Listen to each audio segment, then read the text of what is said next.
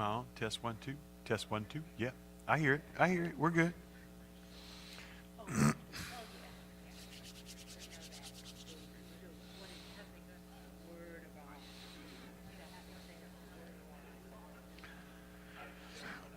Okay, I think we're about to get started this morning. Good morning, welcome. I want to welcome everybody. If you're joining us for class, if you're joining us online, as you can see by my dress as well as the stage, we're going to be a little bit different this morning, and but there's a method to the madness, and I think overall you're going to be. You're going to be pleased and impressed and proud of our kids. And so that's what we're shooting for this morning. In class, we're just doing normal. We're not doing anything special or different. We're going to be in Matthew chapter 5 as we last week dove into the Sermon on the Mount. And can I embarrass you? Too late. For those of you who don't know, Cody Trahan, Cody, stand up and wave at him. Cody was baptized this week. So, y'all need to know your new brother over here. So, Matthew chapter 5, we just got through with the Beatitudes. And, blessed is everybody. And as Jesus is stepping off into it, he's giving them this picture of this upside-down kingdom. It doesn't look like the world. It doesn't look like what's normal. It's upside down, different, and crazy. And he's laid all of that out for them. And so, their minds are a little bit blown, but he's just getting started. Jesus is going to double down and really take this to the next level because these people have no idea what's coming. Chapter 5, we're going to start at verse 13, and we'll read through about verse 16 and then stop and discuss that a little bit.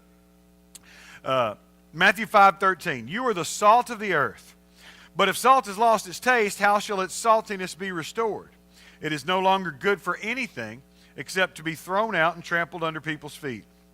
You are the light of the world. A city set on a hill cannot be hidden, nor do people light a lamp and put it under a basket, but on a stand, and it gives light to all in the house. In the same way, let your light shine before others so that they may see your good works and give glory to your Father who is in heaven. I'll stop right there. This is pretty familiar to all of us. We've heard this and heard this and heard this. Salt and light, salt of the earth, those things. You've heard this, right? And so it's not really earth-shattering for us, but there are a few things that I want us to look at. First of all, let's talk about what is the purpose of salt. Why do we use salt? Season and flavor. And that's what I want to get to, because we, looking at it from a 21st century American point of view, we have salt on every table, right? And we sprinkle a little bit on our food. We have no idea what these people heard when they heard this, because salt was one of the greatest treasures of the ancient world. It was a big deal. Like production facilities dedicated to the mineral provided not just work for people, but are the basis of some of the greatest empires that have been built. Yes, Jason? Because it's pure, because it's used for preservation. It's used for not just for seasoning, but remember, they didn't have refrigerators. And so if you're going to keep things, you got to find a way to keep it a little bit longer. And salt was one of the ways that was used. Salt production and salt trade can be directly connected to many of the great civilizations of the ancient world. The Egyptian salt trade, especially with the Phoenicians and the early Greeks, contributed significantly to the wealth and power of the ancient Egyptian empire. The Egyptians were also one of the first cultures to preserve food with salt. Both meat and more specifically fish were preserved with salt so that they could be eaten later. Now that's a big deal because a lot of the people that Jesus is addressing, these are fishing villages, so they're very familiar with that and with that aspect of it. Where did they get it? Where did they get it? That's a good question. Salt was of a very high value. It was to the Jews, the Greeks, the Chinese, the Hittites, the Egyptians, the Romans. There's a lot of... there were a number of production places. Some of them got it from the sea. Some of them got it from deposits, and you can go into the history of all that. But they had what's called salt roads, and that wasn't roads that were made of salt. They were roads that specifically dealt in spice trading. They brought salt in and sold it. That was one of the production or distribution lanes. And so these salt roads would bring this stuff in. You've heard a preacher story, I'm sure, maybe you haven't, about the Roman legions being paid in salt. It's a good preacher story, but it's not true. There's no, well, not true. There's no historical evidence of that actually happening. There is what's called a salarium, which they believe may have been an allowance given to Roman legions to buy salt, but even that's iffy because nobody knows for sure. But the salt was, in some cultures, a means of currency. It was used to buy and sell things or to barter with things. And so salt was a big deal, especially in the Roman Empire. It's where the Romans were the first to coin the phrase that we still say today, that so-and-so's worth his salt. That was talking about salt as a monetary token. So now we start to get this preservation of food. It's used for medicinal purposes, to prevent inflammation, swelling, things like that. It's used for spit it out, currency and buying and selling things, and so as well as flavoring. Now, how does that expand our view of what Jesus is saying? You are to be salt. You are the salt of the earth. Well, now it changes a little bit, because it's not just this little packet you get with your French fries. It's something that was important enough that it was used as currency. It was used to buy and sell. So there's something more to this. He's telling them you're more valuable than you think you are. You're salt of the earth. But, he goes on, salt can lose its saltiness. Now, what does that mean? Because if you start reading this, if we're looking at this as a direct correlation to us, how do you lose your saltiness? Jerry?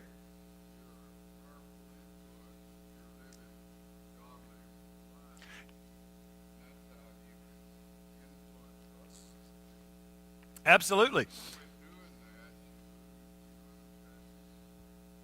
Jerry said, for those of you at home, that if you're living a godly life, then you're a powerful influence, and you should come into contact. You should season the community around you, and I agree with that. I think there's also going to be conflict if we legitimately live the way Jesus is describing here. It's going to be so countercultural with the world around us that well, it's like, for example, anybody ever been to a country? Some of you probably have. One of those countries that drives on the left side of the road. Anybody?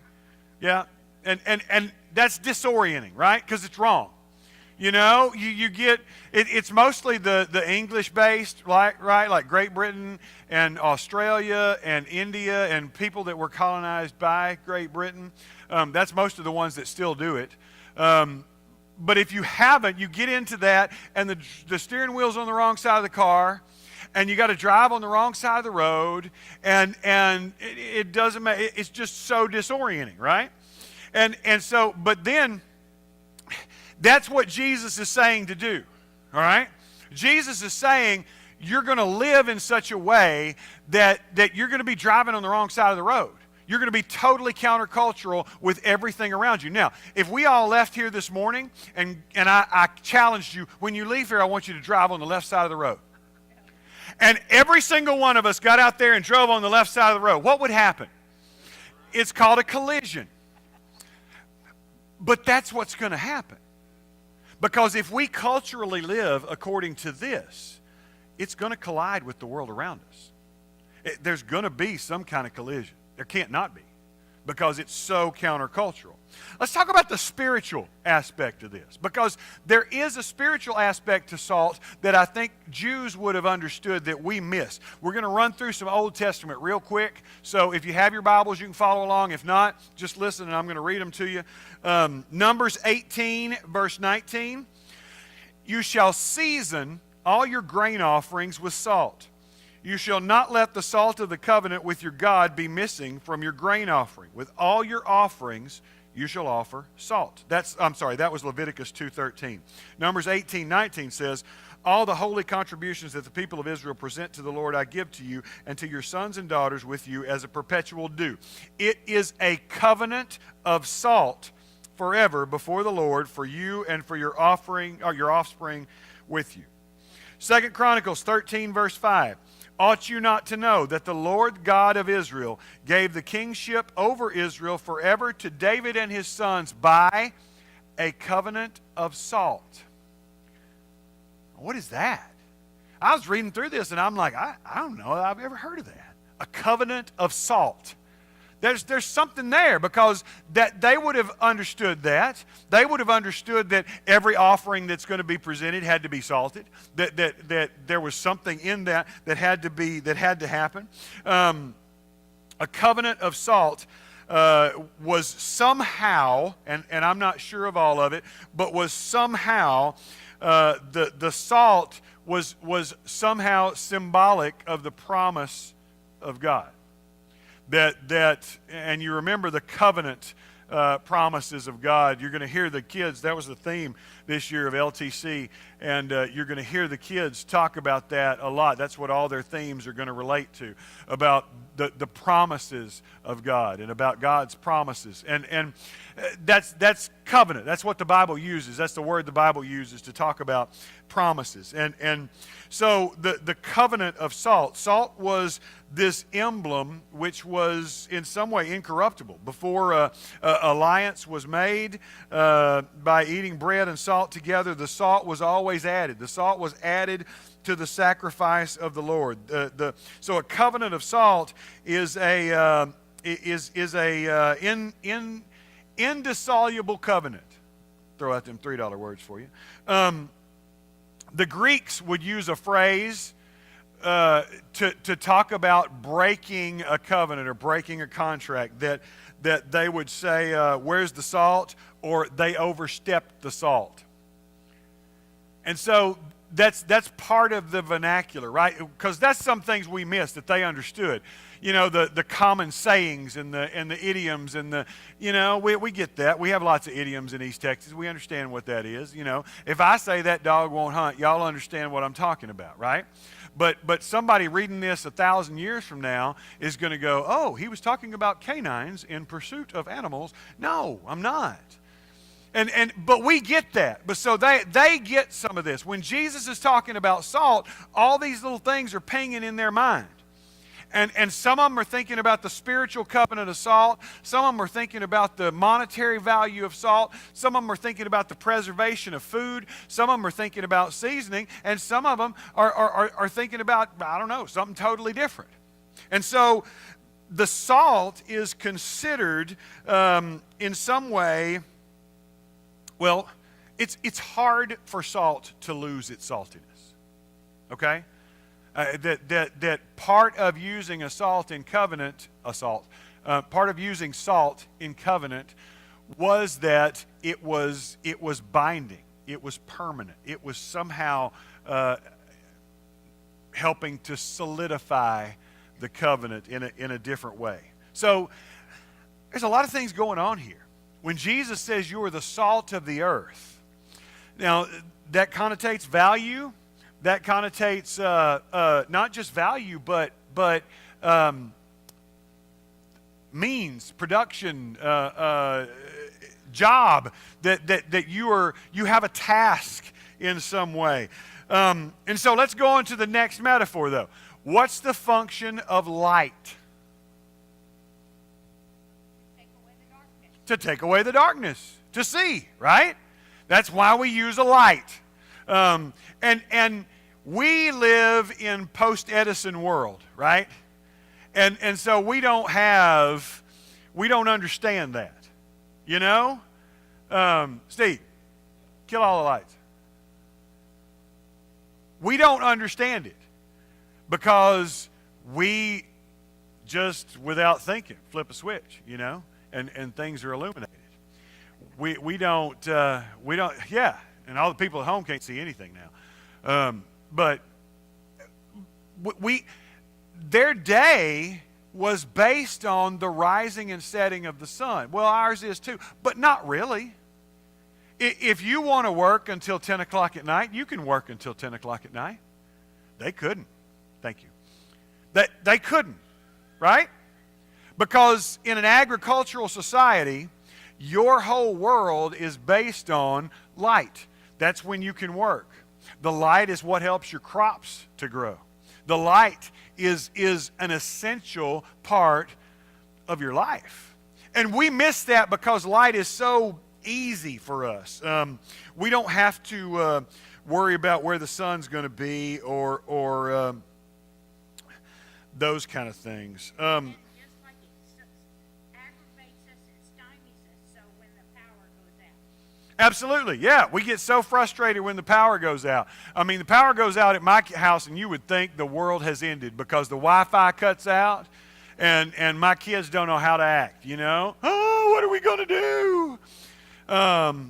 Because, you know, you don't have any light, you don't have any Wi-Fi, you don't have any television, you don't have, well, how are we going to entertain ourselves? Candles won't power their devices, right? Now, let me tell you something that I found interesting, though, because we're still talking about, you know, I always tell you we want to look back at this and look at it in context. What would these people have heard? Because what they have heard might be a little bit different than what I would hear.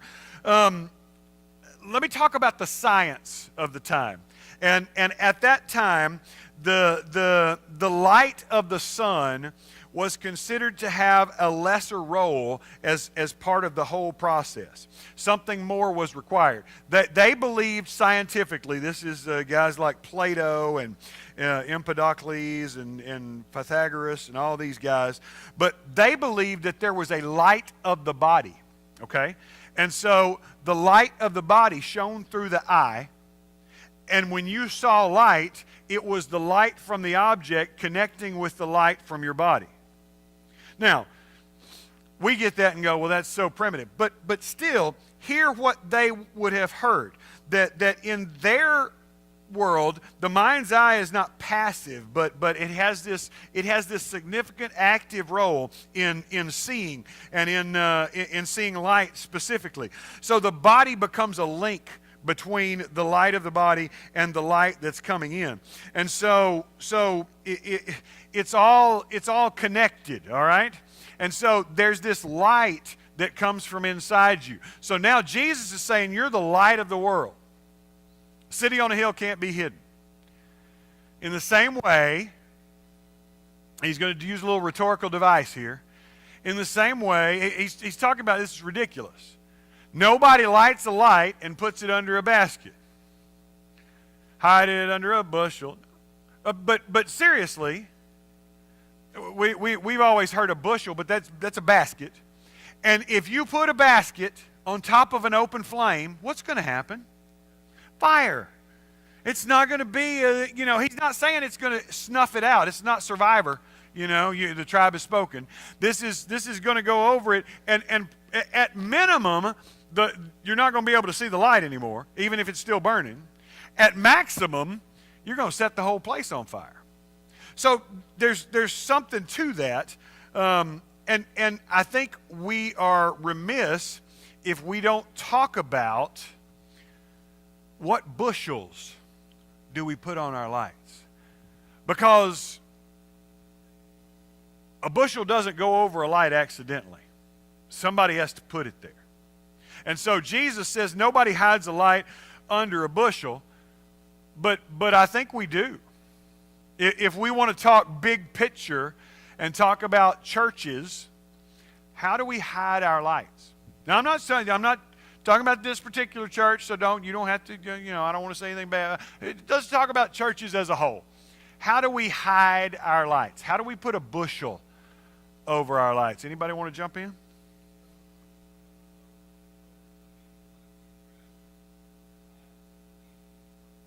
We get so focused on being politically correct that we hide who we truly are, so that we'll be accepted. Is that fair? Don, you had your hand up.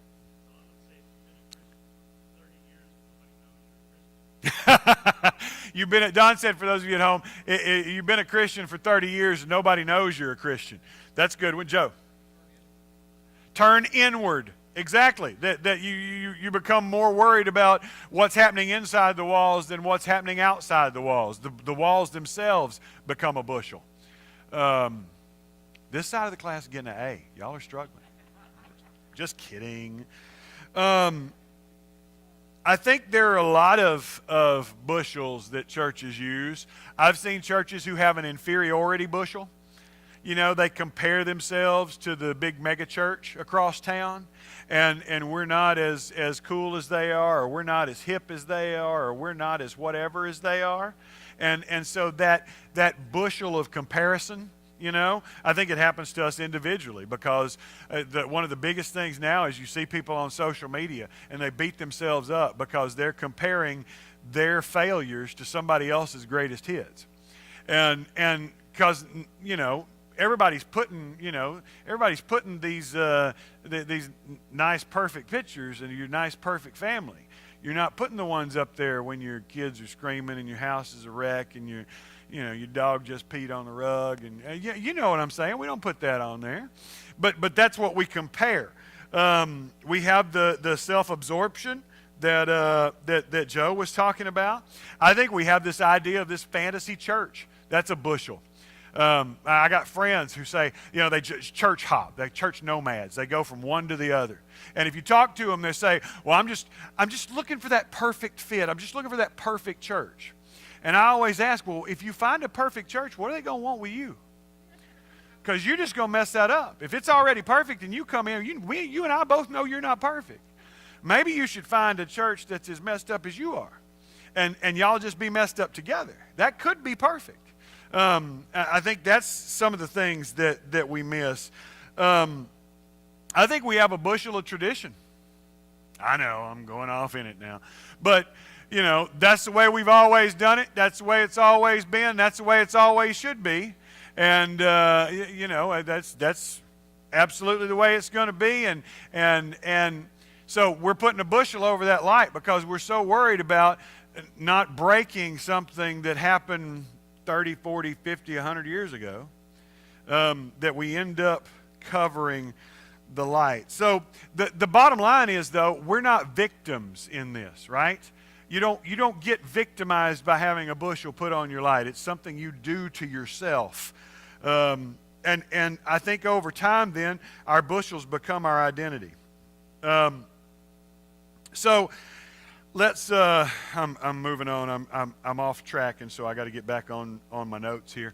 One of the things that in the People's Commentary, the People's New Testament Commentary, guys, Eugene Boring notes that the you in this is plural. And we miss that because they should write it in East Texas, because it would say, y'all are the light of the world. Then we'd understand it, because that's what the Greek word is actually conveying. Y'all are the light of the world. So this is not just an individual thing. This is a church thing. And this is the assembly. This is a group of believers, the people who follow Jesus. Y'all are supposed to be the light of the earth. Y'all are supposed to be the salt of the earth. And so I think that plural has to be, I don't know. I think Jesus is looking at Well, based on this, what is Jesus looking at the function of the church as being? A light, a beacon. Now, here's why this is revolutionary, okay? Because if you're a Jew, if you're a Second Temple Jew, first century, you've been taught all your life that you're supposed to stay inside. Worship goes in the temple. That's where you go to worship. Your sacrifices go in the temple. That's where you go to worship. And we come here to the temple because we are the chosen people of God. All those other people out there, all those Gentiles are going to hell. We are the ones who have it right. And we come and we stay inside here because we are the only ones that are correct. And Jesus says, take your light out there. Take your salt out there. Quit hiding in the temple. That's not where it's going to happen. You are the light of the world, not the light of each other, not the light of the temple. You are the light of the world. Y'all are the ones taking your light out there. William Willimon seems to think that Matthew 28 is the key to understanding this. And you remember Matthew 28 is where Jesus talks about where he separates the sheep and the goats. And I was sick and you comforted me. You remember that? Everybody, do we need to turn over there? Oh, no, 28's the last chapter. Well, then what am I doing? Yeah, I'm thinking about 25. Now I don't know whether I wrote it down wrong. I'm thinking about 25. I'm sorry, I wrote down 28 because I don't know. I do stupid things. But 25, that when Jesus is separating the sheep and the goats, again, he's using, he connects these two, that is the function of the kingdom. The function of the kingdom is to be ministering to those, the least of these. Douglas Hare, a different commentator, wrote that the images don't describe status but function. That you are salt, but for the earth, not for yourselves. You are light, but for the whole world, not for a closed fellowship. I think if we look at it, now remember, this comes right after the Beatitudes. We break it up into chapters and verses. That's not there in the original. He's talking, and he goes right from, blessed are you when people persecute you and say all kind of things about you, to you are the salt of the earth. I think there's a connection there, right? That would make sense. There's got to be something to that this is where he goes next. This is not a segue to get to the rest of the sermon. This is significant. Blessed are you when, blessed are the peacemakers, blessed are the persecuted, blessed are the hunger and thirst for righteousness, blessed are you all you, and you're the salt of the earth. There's a connection there. You people who are blessed, who I'm calling to be the ones who are the kingdom. You who have been marginalized and kicked aside and shunned, you are the salt of the earth. You are the light of the world. You are blessed. You are blessed because you're doing the right thing. Even in your poor in spirit, you should be lighting up the world. Even in your the morning, you should be the salt of the earth. There's something to that right there. When we connect these verses to the Beatitudes, then it starts to get more like James, right? Show me your faith by your works, because that's how he ends it. That they may see your good deeds and do what? Glorify God. That the things you're supposed to be doing as salt and light are significant. Jesus is then, he's hang on, I got to pull it up because I know I never had to wait for my paper Bible to load, but this one is, technology's making my life easier. That's what they tell me. Where are we? Salt and light. There we go. Now, then we switch into 17. So they may glorify your Father who is my Father, our Father who is in heaven. Don't think that I've come to abolish the law or the prophets. I have not come to abolish them, but to fulfill them. There's something there, right? Don't think, because if you're listening to all this, right? At this point, some people are thinking, wait a minute, how does this jibe with what I've always been taught? How does this go with what I've always heard? Because this is different. And how does this connect? Is he dismissing when a Jew hears the law and the prophets, that just means the Bible. The law, when you hear law, don't think law like our court system. Think God's prescription for how to live. Torah is the word there, and you know Torah, that's the first 5 books of the Bible. That's what Jews call the first 5 books of the Bible. Genesis, Exodus, Leviticus, Numbers, Deuteronomy. That's the Torah. And so when Jesus says, don't think that I've come to abolish the Torah or the prophets. Their Bible was laid out a little differently than ours is. And so that big chunk that's in between separating those two was not there. The wisdom books and the Psalms, it was the law and the prophets. And so that was basically the Bible.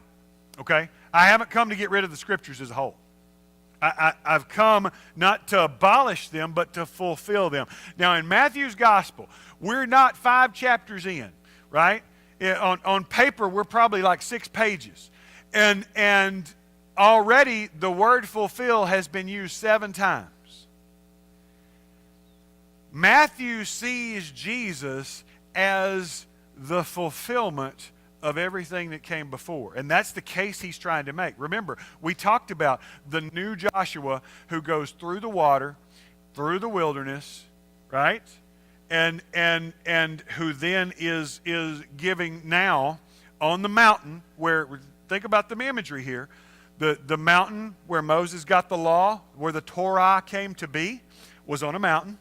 So now Jesus is giving a sermon on the mountain. You see the imagery here? That through the water, through the wilderness, on the mountain, and here's this new law. Here's this new teaching. But Jesus says this is not replacing your old law. This is fulfilling it. Pick it up, 18. For truly I say to you, until heaven and earth pass away, not an iota, not a dot. Some of y'all remember the old, not a jot or a tittle. Will pass from the law until all is accomplished. Therefore, whoever relaxes one of the least of these commandments and teaches others to do the same will be called least in the kingdom of heaven. But whoever does them and teaches them will be called great in the kingdom of heaven. For I tell you, unless your righteousness exceeds that of the scribes and Pharisees, you will never enter the kingdom of heaven. Now, if you're sitting there, that line had to be a smack in the face. Because the scribes and the Pharisees are the religious elite. All right? That's the people who were the believers. You know, they were the top of the food chain. They were the most spiritual, the most religious that you could have. And so if Jesus is talking about Pharisees, now in our vernacular, we've been taught this so much that the Pharisees are the bad guys, right? And that's how we see them. That the Pharisees are these guys that are out to get Jesus. But the Pharisees, if I was to describe them, they were the blue-collar folks who believed that the Bible was the infallible Word of God. They clung desperately and defensively to the tradition of their elders and forefathers. They believed that God was going to punish the wicked and reward the righteous, and therefore personal purity, morality, and piety was more important than anything else. They believed that there are certain things you need to do to be right with God, and you have to do your part. You must be in worship in the correct place, in the correct time, at the correct way, every time that it was offered. Innovation is unnecessary and most times evil. There are biblical examples and commands that you should follow, and we should adhere to the ways that we have done it and restore the faith to what it was originally intended to be. That was what Pharisees believed. Now, that sounds a lot like the church that I grew up in. And I'm not saying those are bad people. Those people taught me everything, a lot of what I know about faith and helped me to come to Jesus. And so God bless them. I love them. But that sounds a lot like, and so if we're honest, we're Pharisees. And I'm not saying that as a slight or as a bad thing, because the Pharisees were the religious of the religious. But if we're honest with ourselves, these aren't the bad guys. These aren't the villains of the piece. These are the religious people. This is the good church people. Don, did you have your hand up? No room for grace at all. There was no such thing as grace because it was all about personal purity, personal piety, and you were either pure or you were impure. There wasn't a middle ground. There wasn't any equivocation. It was you were either there, you were either in, or you were out. The Pharisees are an interesting group of people because they get a bad rep. There are stories, and I don't know, y'all may have heard some of these stories. I've probably told them. I'm getting to the age where I start telling my stories over and over. But the Pharisees, when there's a story that goes when the Romans first were coming into Jerusalem. And, you know, the Romans would carry their banners, right, that had the picture of Caesar on it. And the Jews were adamant about no graven image should be in the temple in Jerusalem. And so they, supposedly, the Pharisees blocked the road for the Romans. Now, the Romans were the dudes. You know, you didn't block the road. That was a mistake because they were going to run you over. And they were running over the whole world. And so basically the commanders sent this thing that you guys can either get out of the way or we're gonna kill all of you. We're gonna cut your heads off. And supposedly the story goes that every Pharisee knelt down, pulled back all their garb, and exposed their neck so that their throats could get cut off. And they were like, bring it, because this is what we're going to do. That's the kind of righteousness that Jesus is talking about. And so you got to understand, when those people heard that, it's like, boom, because how am I going to make it? If the Pharisee over here can't make it, how am I ever going to make it? So now you hear what's happening here, right? And so Jesus is he's shaking everything up. First he goes and says, everything that you understand about how the world works, we're going to turn that on its head.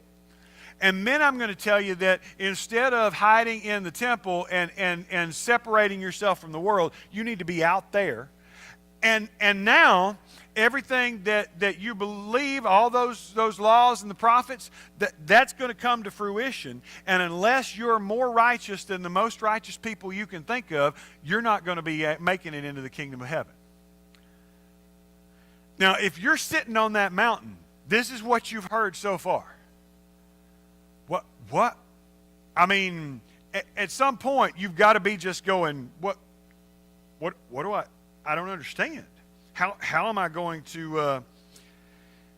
live up to that? Hang on, I'm cutting a whole bunch of stuff because I'm out of time. Next, we're going to get into the section, and this is a minefield, and so we're going to walk through it.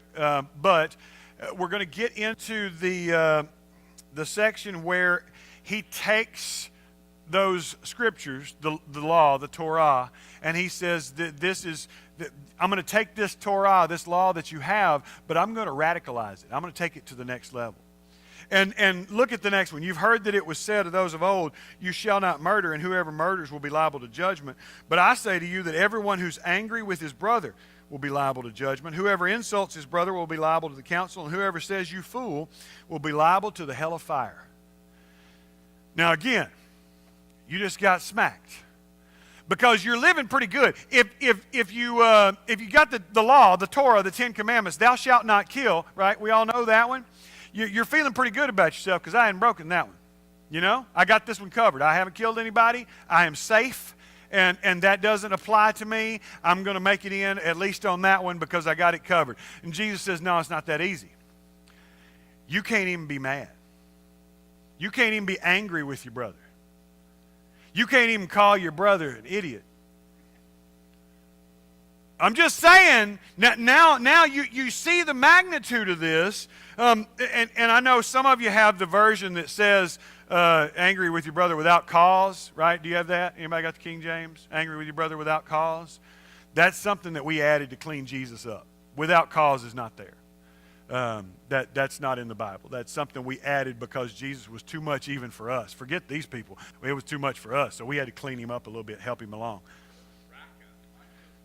Raka, that was an Aramaic expression that meant you fool. It meant stupid. I can't really... we have the equivalent today, you know. Let me read you some.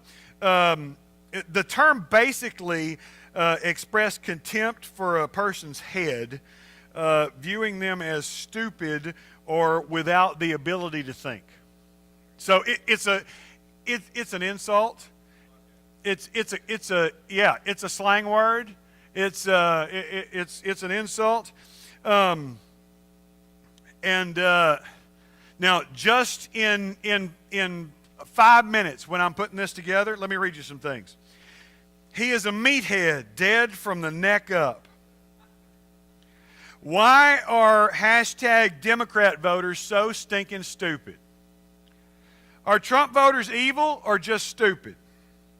Did I hurt your feelings when I told you were stupid? I'm sorry. I thought you were already aware.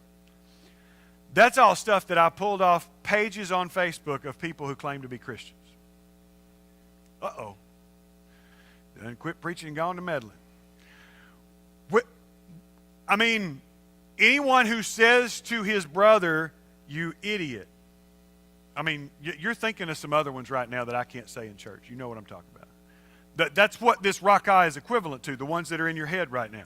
That was vernacular slang. It was the stuff you call people on the street. Okay? So think about that, and you may not say it yourself, but you know what I'm talking about. So Jesus is saying, you have heard that it was said. Now that's scripture, that's Torah. Torah says don't kill. But I tell you, don't even be angry. Don't even call your brother stupid. That's a whole different level. That's we can't understand the weight of this. Because, you know, at the end of this, when it says, at the end of the Sermon on the Mount, it says, and all the people were amazed because he was teaching as one with authority. That's what it's talking about. When he says this, he's rewriting the Bible. Okay? When he says, you've heard that it was said, that's scripture. But I tell you, he's going somewhere else. And if you're there, you're like, who has the authority to do this? Only God. God's the only one that has the authority to edit scripture. Miss Pat? Who did they think he meant when he said your brother? That's a good question. For those of you at home, she said, who did they think he meant when he said your brother? If it was a primary Jewish audience, your brother would have been other Jews. They wouldn't have thought of Gentiles as their brother. They wouldn't have thought of Samaritans as their brother. They wouldn't have thought of anybody outside of the Jewish sect. Now, that's probably what they heard. Now, is that what he meant? I don't think so, but, you know. But here's the kicker. So if you got this, right, you can't even call your brother stupid. I know we're running out of time. But look at verse 23. So if you are offering your gift at the altar and there remember that your brother has something against you, leave your gift there before the altar and go. First, be reconciled to your brother and then come and offer your gift. Come to terms quickly with your accuser while you are going with him to court, lest your accuser hand you over to the judge and the judge to the guard and you be put in prison. Truly I say to you, you'll never get out until you have paid the last penny. Jesus says our relationship with our brother directly affects my worship. So if I'm coming to worship and I'm bringing my gift, that's what he's talking about when you're bringing your gift to God. He's not just talking about passing a collection plate. He's talking about when you come to worship, if you remember that your brother has something against you, it's more important that you leave worship and go make that right than it is that you offer this gift. Now, we're starting to see the gravity of this. I mean, Jesus is like a heavyweight boxer.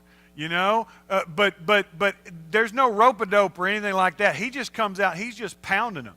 I mean, one after the other. Because every bit of this is just knocking them back. We hadn't even got to the other stuff that's fixing to come next. Next, he's fixing to start talking about sex, and you know you're not supposed to talk about that. And so Jesus is just going to come out and just pound it all.